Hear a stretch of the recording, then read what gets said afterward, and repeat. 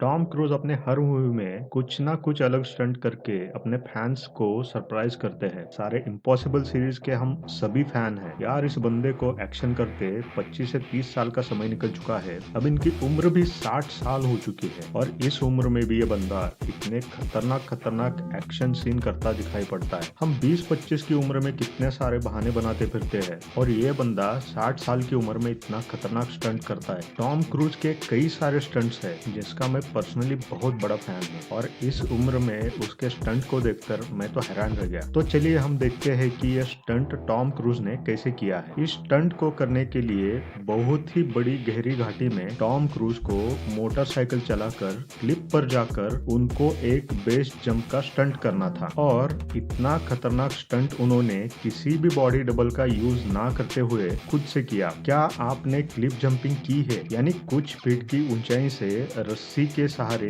नीचे कूदना होता है। सिर्फ इतना सा ही एडवेंचर करने में कई लोगों के पसीने छूट जाते हैं। अब सोचिए, अगर आपको एक मोटरसाइकिल से खाई में छलांग लगानी हो तो आप सोच कर देखिए, अपनी फटकर हाथ में आ जाएगी। लेकिन टॉम क्रूज हॉलीवुड के वो एक्टर है जो अपनी फिल्मों में खतरनाक से भी ज्यादा खतरनाक स्टंट करने से पीछे नहीं हट। सिर्फ फिल्मों में ही नहीं, वो रियल लाइफ में भी खास मौकों पर ऐसे करतब करते रहते हैं। इन दिनों वो अपनी आने वाली मूवी मिशन इम्पॉसिबल 7 के लिए जोर शोर से तैयारी कर रहे हैं, जो अगले साल रिलीज होगी। इस मूवी के लिए उन्होंने अब तक का अपना सबसे भयंकर स्टंट किया है। उनका बाइक चलाते हुए क्लिप से जंप करने वाला वीडियो सोशल मीडिया पर बहुत ही ज्यादा वायरल हो रहा है। यह स्टंट करते समय अगर छोटी सी भी गलती हो गई ना तो इंसान की जान भी चली जा सकती है। स्टंट को देखकर हमें लगेगा कि यार, इतने बड़े और इतने सक्सेसफुल एक्टर को इतना खतरनाक अपनी जान का रिस्क लेकर स्टंट करने की क्या जरूरत है। टॉम क्रूज इसका आंसर देते हुए कहते हैं कि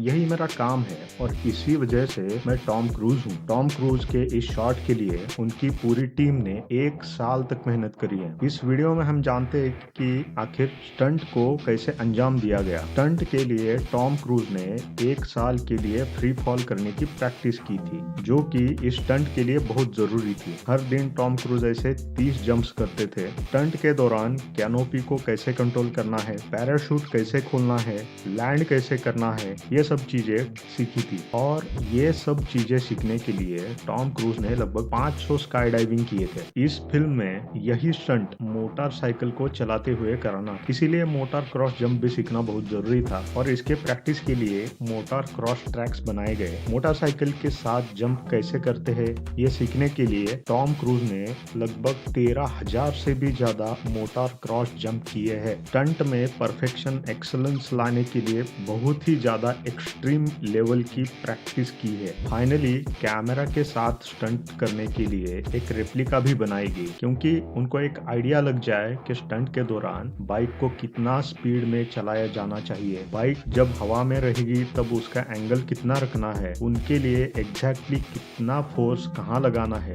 हवा में जब बाइक उड़ेगी तब उस बाइक को बैलेंस कैसे करना है और बाइक जंप कराने के बाद किस मोमेंट पर बाइक को छोड़ देना है और बाइक छोड़ देने के बाद हवा में अपनी पोजीशन कैसे रखनी है, बाइक को हवा में बैलेंस कैसा करना है, इसका अंदाजा आ सके। इतनी सारी चीजें करने के बाद उनको आइडिया आ गया कि हवा में जंप कैसे करना है और इस जंप के हिसाब से कौन सा कैमरा कहाँ होगा यह डिसाइड कर दिया गया। और इस शॉट के लिए कितने कैमराज होने चाहिए, इस कैमराज की डायरेक्शन क्या होनी चाहिए, ये कैमरा टॉम क्रूज के साथ कैसे कोऑर्डिनेट करेगा। पर बात यहाँ तक भी आसान नहीं थी। यह स्टंट करते समय हवा कितनी तेजी से बह रही है इसका भी बहुत बारीकी से ख्याल रखा गया। हवा की वजह से इस स्टंट में कोई परेशानी ना हो, इसके लिए टॉम क्रूज के पीछे एक जीपीएस भी फिट कर दिया गया, जिससे पता चले कि स्टंट करते समय टॉम क्रूज कहाँ है, शॉट के कौन से हिस्से में है। फिर शूट के लिए सारे लोग रियल लोकेशन पर जा पहुंचे। यह लोकेशन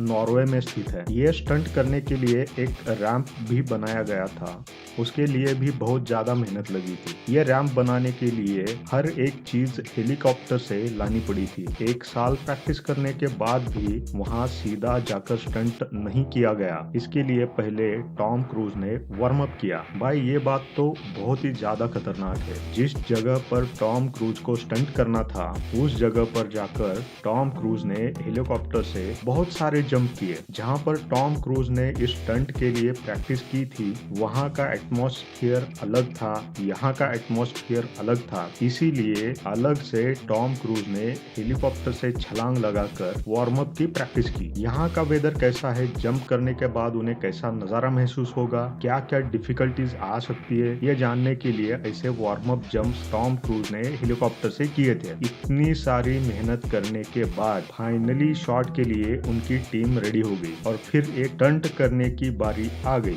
काउंटडाउन शुरू हो गया और टॉम इस रैंप पर आगे बढ़ना शुरू हो गए। स्टंट करने के बाद जब टॉम क्रूज लैंड हो गए तो उनके सभी टीम मेंबर्स उनके लिए तालियां बजाने लगे और तो उन्होंने सबके लिए तालियां बजाकर कहा, यह सब आपके लिए ही था। जैसा उन्होंने प्लानिंग किया था सब कुछ वैसा ही स्टंट में रहा था, लेकिन टॉम क्रूज ने उनके टीम को कहा, जंप करने के बाद मैं बाइक को हवा में कुछ और देर के लिए होल्ड कर सकता था, इसीलिए उन्होंने ये स्टंट फिर से करने का डिसाइड किया। आप इस बात को सुनकर हैरान रह जाएंगे कि टॉम क्रूज ने इतना खतरनाक और जानलेवा स्टंट उस दिन 6 बार किया था, क्योंकि उनको सिर्फ बेस्ट शॉट नहीं चाहिए था, बहुत सारे बेस्ट शॉट में से जो सबसे बेहतरीन है वह शॉट इस मूवी के लिए उनको चाहिए था। इस सीन के लिए टॉम क्रूज का एक्सट्रीम लेवल का डेडिकेशन और माइंडसेट देखकर मैं तो सुन रह गया। बहुत सारे हॉलीवुड और बॉलीवुड मूवी और उसके स्टंट मैंने देखे,